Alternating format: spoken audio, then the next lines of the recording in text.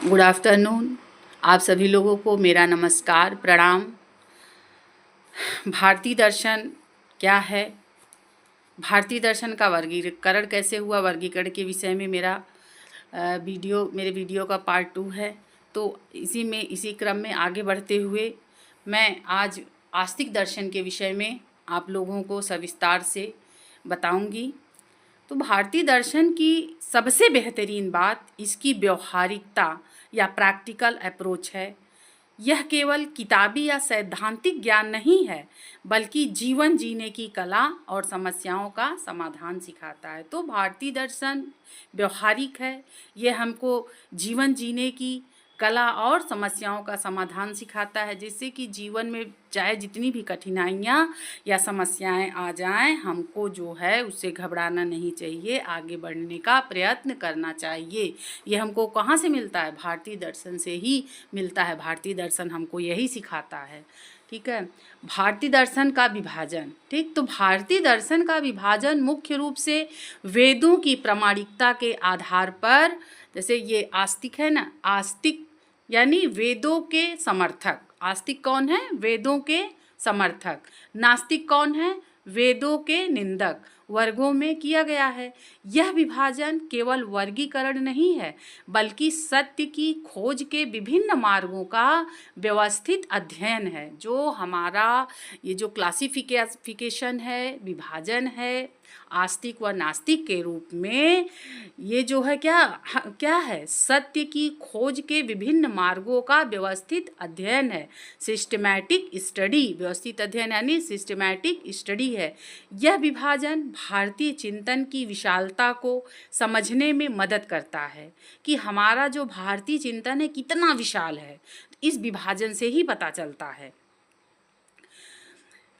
इसके माध्यम से हम समझ पाते हैं कि कैसे अलग अलग विचारकों, ऋषियों और मुनियों ने जीवन, जगत और ईश्वर के प्रश्नों का समाधान अलग अलग तार्किक दृष्टिकोणों से किया है। ठीक, इस विभाजन के माध्यम से हम ये जान पाते हैं कि कैसे अलग अलग विचारकों, दार्शनिकों, ऋषियों, मुनियों ने जगत, जीवन, ईश्वर के प्रश्नों का समाधान अलग अलग तार्किक दृष्टिकोण से कैसे दिया है। ठीक, तो आइए इसमें मैं आज आपको आस्तिक दर्शन के विषय में सविस्तार से वर्णन करती हूँ। ठीक, तो आस्तिक यानी ऑर्थोडॉक्स, रूढ़िवादी।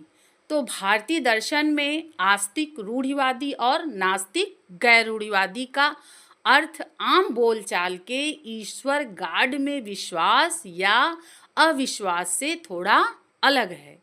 इनका मुख्य आधार वेदों की प्रामाणिकता, जैसे अब आस्तिक दर्शन का मुख्य आधार क्या है? वेदों की प्रामाणिकता और सत्ता को स्वीकार करना। ये वेदों की प्रामाणिकता और सत्ता को स्वीकार करता है। ठीक, और नास्तिक दर्शन क्या करेगा? वेदों की सत्ता को स्वीकार नहीं करता है। ठीक, तो इससे इसका तात्पर्य है। तो आस्तिक भारतीय दर्शन में 6 आस्तिक दर्शन, जिसे हम क्या कहते हैं? खट दर्शन। ठीक, भारतीय दर्शन में 6 आस्तिक दर्शन है, जिसे हम क्या कहेंगे? खट दर्शन। ठीक, अब आइए हम एक एक करके इन 6 दर्शनों को बताते हैं। ठीक, सबसे पहले आप देखिए न्याय दर्शन। तो न्याय दर्शन को भारतीय दर्शन का तीसरा नेत्र कहा जाता है, भारतीय दर्शन का प्राण कहा जाता है। ठीक, तो न्याय दर्शन के प्रणेता कौन है? गौतम ऋषि। न्याय दर्शन के जन्मदाता गौतम ऋषि हैं। और तो न्याय दर्शन में हम किस चीज़ का अध्ययन करते हैं? तर्क व प्रमाण पर आधारित, यानी कि न्याय दर्शन में तर्क व प्रमाण के विषय में अध्ययन करते हैं। न्याय दर्शन तर्क व प्रमाण पर आधारित दर्शन है। ठीक, इसके बाद आइए हम नीचे देखते हैं क्या है? वैशेषिक। ठीक है, तो वैशेषिक दर्शन में भौतिक तत्वों और परमाणु सिद्धांत का अध्ययन करते हैं। ठीक, वैशेषिक दर्शन में भौतिक तत्वों और परमाणु सिद्धांत का अध्ययन करते हैं। इसके प्रणेता कौन है? महर्षि कराद। ठीक है, वैशेषिक दर्शन जो है, ये दोनों एक साथ बोला जाता है, न्याय वैशेषिक। ठीक, ये दोनों जुड़वा, ठीक है। जब न्याय दर्शन व वैशेषिक पढ़ाएंगे तो इस विषय में मैं आपको बताऊंगी। अब फिलहाल यहाँ पे अभी इतना आप समझिए कि वैशेषिक दर्शन में भौतिक तत्व और परमाणु सिद्धांत का अध्ययन किया जाता है। इसके प्रणेता कौन है? महर्षि कणाद। ठीक, इसके बाद तीसरा क्या है? सांख्य दर्शन। तो सांख्य दर्शन में प्रकृति और पुरुष यानी आत्मा का सिद्धांत, जो ईश्वर को नहीं मानता पर वेदों को मानता है। सांख्य दर्शन जो है ये ईश्वर को तो नहीं मानता लेकिन ये वेदों को मानता है, वेद में विश्वास करता है, इसीलिए इसको हम आस्तिक दर्शन कहते हैं। नहीं तो ये अनीश्वरवादी दर्शन हो जाता है सांख्य दर्शन। ठीक, ईश्वरवादी नहीं है, ये अनीश्वरवादी दर्शन हो जाता है। इसके प्रणेता कौन है? कपिल हैं। ठीक, महर्षि कपिल मुनि हुए। हाँ, तो अब आप कहेंगे कि जब ये ईश्वर में विश्वास नहीं करता है तो इसको कैसे हम जो है आस्तिक दर्शन की श्रेणी में रखेंगे? तो मैंने आपको क्या बताया कि ये वेदों को मानता है, तो वेदों को मानने के कारण ये आस्तिक दर्शन कहा जाता है, अनीश्वरवादी होते हुए भी। ठीक है, अब इसके बाद आ जाइए, ये क्या हो गया? ये चौथा क्या है? योग दर्शन। योग दर्शन तो काफ़ी फेमस है। हाँ, पतंजलि का योग दर्शन, जिसे आजकल बाबा रामदेव जी ने काफ़ी फेमस कर दिया है। हाँ, योग की तरफ सभी की जो है सभी लोग प्रवृत्त हैं। तो इसमें योगश्च चित्त वृत्ति निरोधः, अर्थात योग में चित्त वृत्तियों का क्या होता है? जहाँ चित्त वृत्तियों का निरोध होता है वही योग दर्शन है, उसी को हम योग कहते हैं। तो आध्यात्मिक अनुशासन और ध्यान जो ईश्वर को भी मानता है। ठीक, योग दर्शन में हम किसका अध्ययन करते हैं? आध्यात्मिक अनुशासन और ध्यान पर विशेष अध्ययन इसमें किया जाता है। योग दर्शन ईश्वर को मानता है, इसीलिए ये ईश्वरवादी दर्शन है। इसके प्रणेता कौन है? महर्षि पतंजलि।